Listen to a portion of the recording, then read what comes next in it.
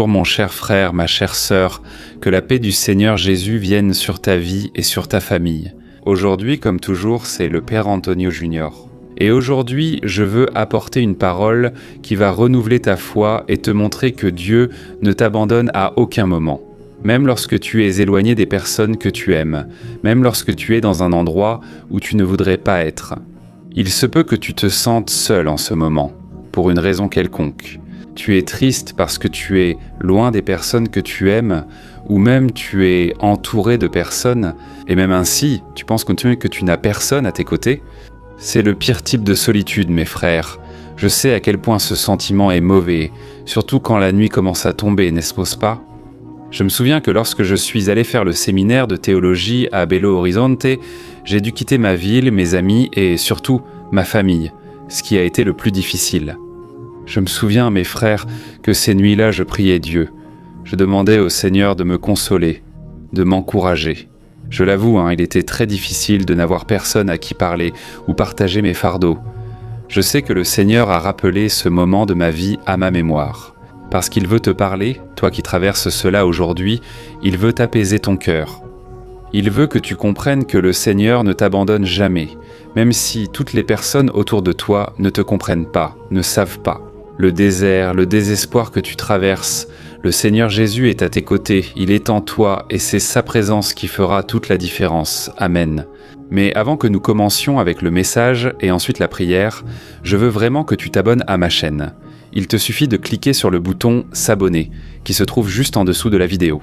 Et lorsque tu cliqueras sur ce bouton, une petite cloche apparaîtra à côté, clique aussi sur cette cloche et sélectionne l'option « Toutes ». Parce que c'est seulement comme ça que tu recevras les notifications à chaque fois que je publierai une nouvelle vidéo, d'accord ?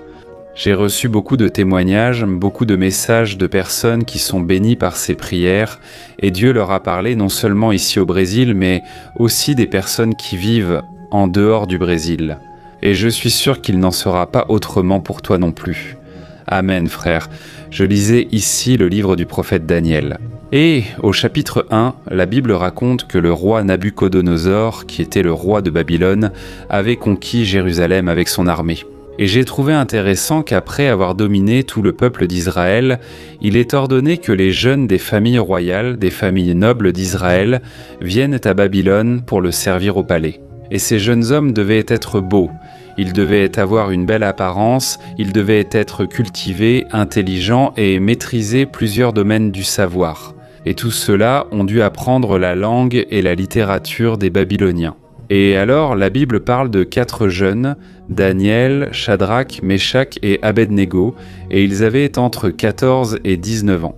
Maintenant, imaginez à quel point cela a dû être difficile pour eux d'avoir été arrachés à leur maison, d'avoir laissé leur famille derrière eux et d'avoir été obligés de vivre dans un autre pays avec une langue et une culture très différentes des leurs.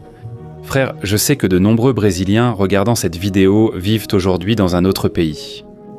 Ils n'ont pas été enlevés comme ces jeunes amis de Daniel, mais pour une raison quelconque. Ils sont maintenant loin de leurs parents, de leurs amis, de leur pays, parce qu'ils cherchent à améliorer leur vie. Et je suis sûr que le Seigneur prend soin d'eux. Toi qui m'écoutes maintenant, tu as la nostalgie de tes parents, de tes proches. Sache que le Seigneur Jésus veut remplir ton cœur, il veut te donner un but et une direction pour ta vie. Amen. Et en revenant ici, nous remarquons que ces adolescents juifs ont vu leur vie transformée, passant d'une vie à une autre. Ils avaient été élevés par leurs parents dans les voies du Seigneur, mais ils ont été séparés de leur famille. Et placés dans une culture pleine de paganisme, d'idolâtrie, mais en même temps il y avait beaucoup de richesses.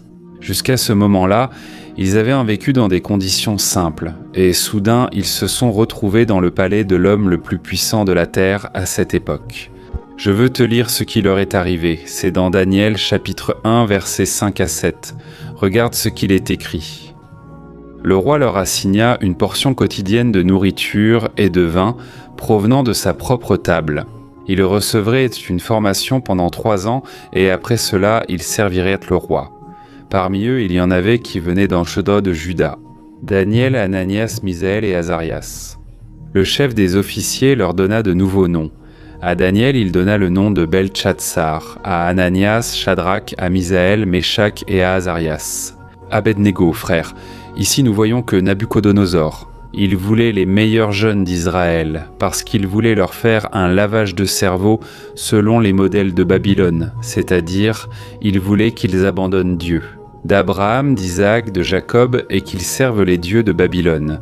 Et l'ancienne Babylone, nous le savons tous, était une merveille aux yeux des hommes, car elle était très riche, très puissante, mais il y avait un problème, il n'y avait pas d'adoration du Seigneur en ce lieu. Oh mes frères, ici j'apprends une grande leçon.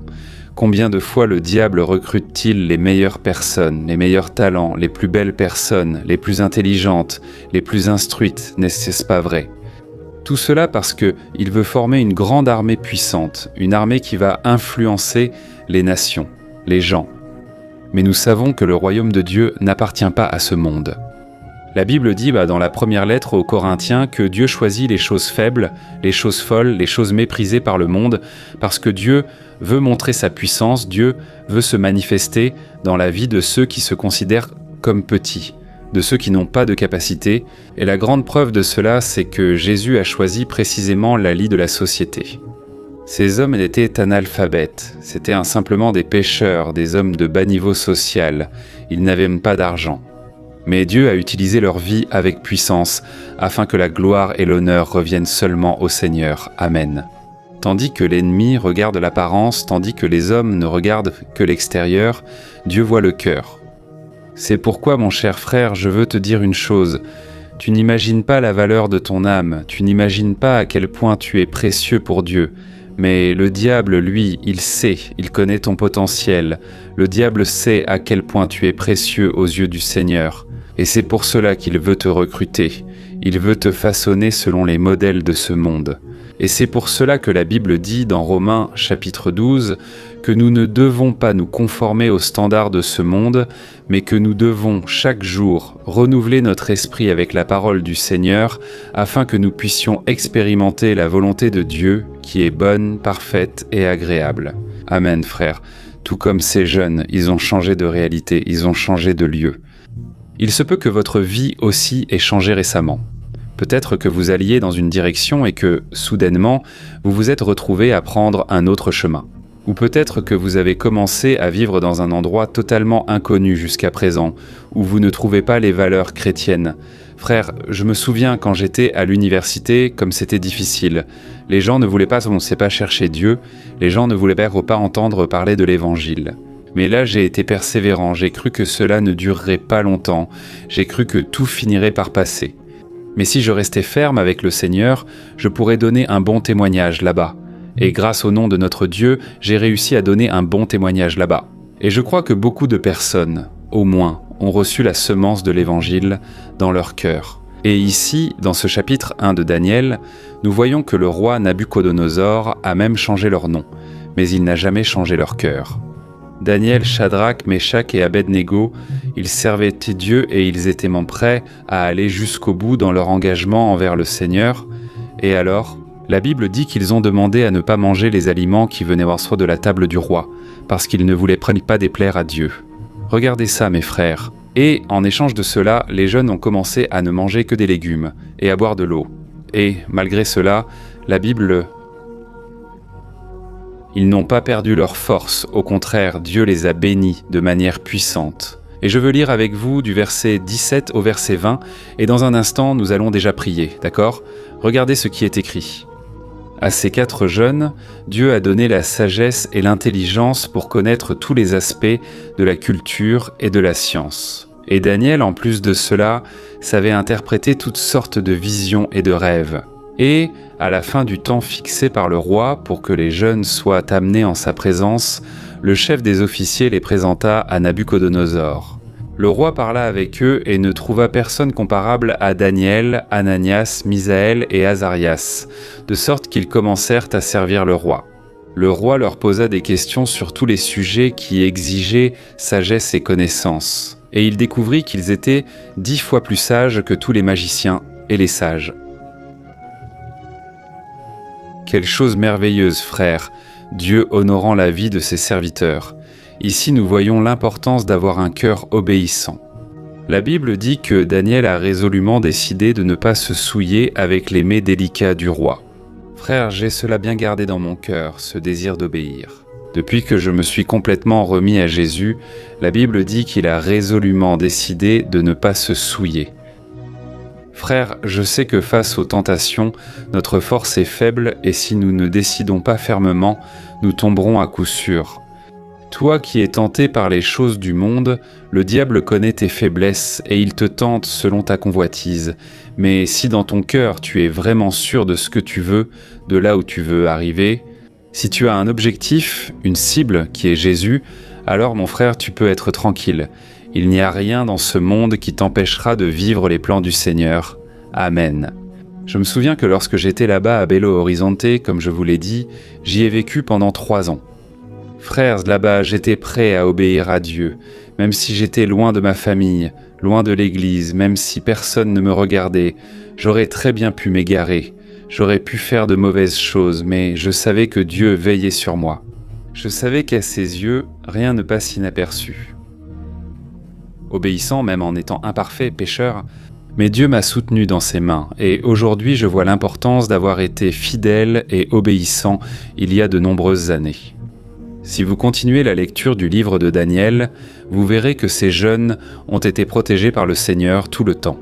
Et même lorsqu'ils ont été jetés dans la fournaise ardente, même lorsque Daniel a été jeté dans la fosse aux lions, Dieu était avec eux tout le temps, et Dieu va aussi honorer ta vie. Tu crois à cela, mon frère ? Alors maintenant, ferme les yeux et parlons au Seigneur, remercions-le pour ce moment et implorons son secours. Seigneur mon Dieu, je me tiens en ta présence parce que je veux te remercier, Père, pour un jour de plus de vie. Père, merci beaucoup pour le temps que tu nous as accordé aujourd'hui. Nous avons appris un peu plus de ta parole, nous avons apaisé notre cœur. Je sais, mon Père, que beaucoup ont affronté des luttes terribles, des difficultés et des déceptions, mais tu as été fidèle tout le temps, et tu nous as protégés, tu nous as délivrés des pièges laissés par l'ennemi, tu nous as soutenus. Et je crois que tu vas continuer à guider nos pas. Oh mon Père, je profite aussi de ce moment de prière pour intercéder pour la vie de ce frère et de cette sœur qui sont maintenant avec moi. Seigneur, cette personne se sent seule, elle se sent triste, abandonnée. Oh mon Père, combien sont maintenant loin de chez eux, de leurs amis, de leur famille et de l'Église. Il y a des personnes qui sont maintenant en prison, qui sont incarcérées, abandonnées par la société, discréditées par l'être humain, mais... Mon Père, ta parole dit que nous devons prier pour les prisonniers, comme si nous étions nous-mêmes emprisonnés avec eux. Père, donne-nous de cet amour, de cette compassion et surtout, montre à ces personnes, mon Dieu, que tu es avec elles. Enlève, Seigneur, toute la dépression, toute l'angoisse, le désespoir, tout sentiment d'abandon, mon Père, de cette personne. Maintenant, elle a souffert d'une terrible oppression, c'est une douleur à la poitrine, une douleur dans le dos. Il semble qu'elles ne vont pas supporter les épreuves, mon Père. Oh mon Dieu, la solitude est sang cruel, elle blesse notre âme. Ce sentiment d'abandon fait que les gens tombent souvent dans la tentation. Elles se sentent attirées par les plaisirs de la chair, par les plaisirs du péché, et ensuite elles se sentent encore plus frustrées. Mais Seigneur, ta promesse est que, si nous confessons nos péchés, tu es fidèle et juste pour nous pardonner et nous purifier de toute injustice. Ô mon Père, nous implorons ton secours.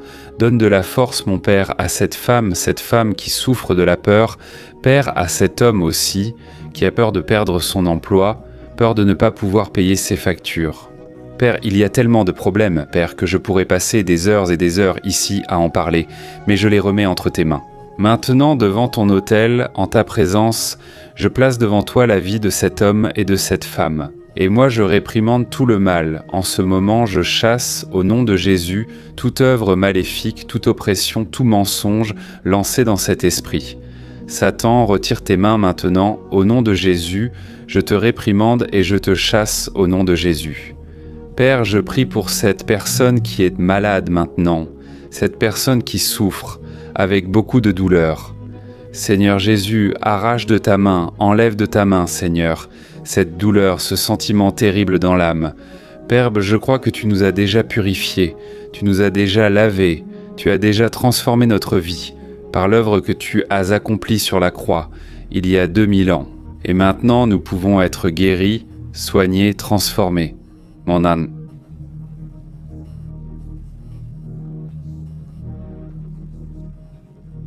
le sacrifice, cette œuvre maléfique, toute œuvre de sorcellerie, tout ce qui a été levé contre toi pour nuire à ta vie, créée après avoir prié. Auna.